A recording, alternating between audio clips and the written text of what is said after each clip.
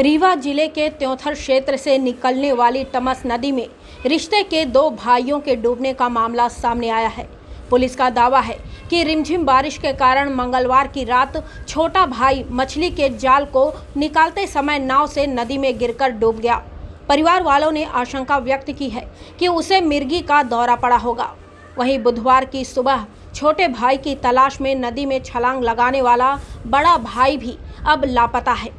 Thomas नदी में हुए दो हादसों की जानकारी त्योंथर चौकी पुलिस सहित सोहागी पुलिस को दी गई।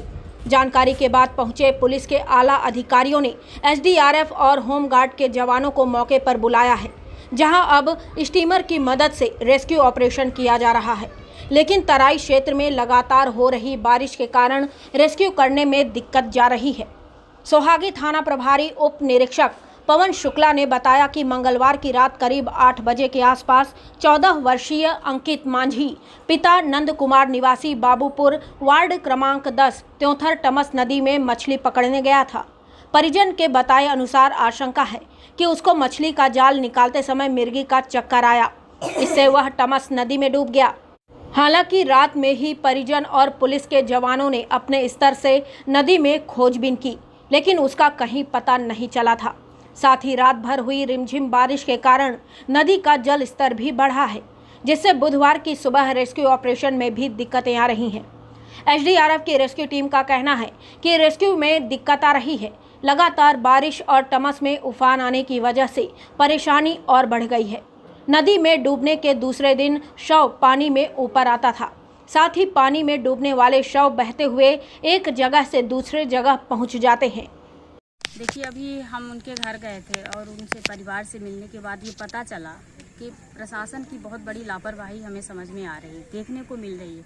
क्योंकि कल शाम के 7 बजे वो बच्चा डूब के ख़त्म हो जाता, उसे लापता हो जाता है, कहीं मिलता नहीं है। और प्रशासन आके वहाँ देख के चले जाते हैं और रात में आते भी नहीं, और सुबह उसका भाई ढूंढने के लिए निकलता है और वो मिलता भी नहीं, वो भी डूब गया, अभी तक लापता है। प्रशासन की इसमें बहुत बड़ी लापरवाही हमें दिख रही और इसमें चेतना चाहिए प्रशासन को कि आगे भी ऐसी लापरवाही नहीं होनी चाहिए। तो आप क्या वरिष्ठ अधिकारी से क्या वो करेंगे? वरिष्ठ अधिकारियों से ये कहना चाहेंगे कि ये जो प्रशासनिक अमला है, लापरवाही समझ में आ रही है, तो इनको चिताने के लिए इनको विधिवत कुछ न कुछ दंड दें। सर, आज चौथा के वार्ड क्रमांक 10 के वार्ड नदी में 2 लोगों की डूबने की सूचना मिली, तो सर क्या पूरा मामला है, क्या तैयारियां की जा रही हैं?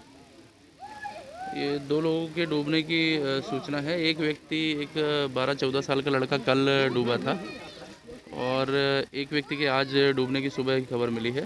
तो होमगार्ड की टीम को सुबह से ही तैनात कर दिया था।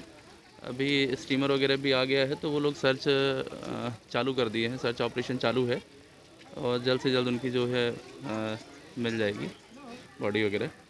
ये सर, टमस नदी का जलस्तर फिर से बढ़ने लगा है, तो इसको लेकर क्या अलर्ट जारी किया गया?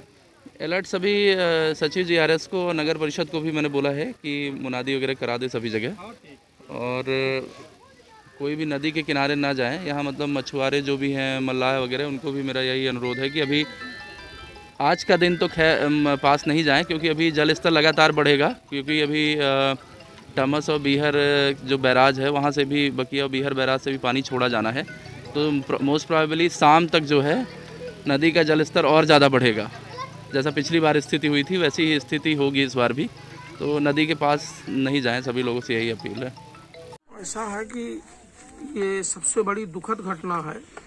इसमें दुख व्यक्त करने के अलावा और कुछ कहने के लिए बचता नहीं।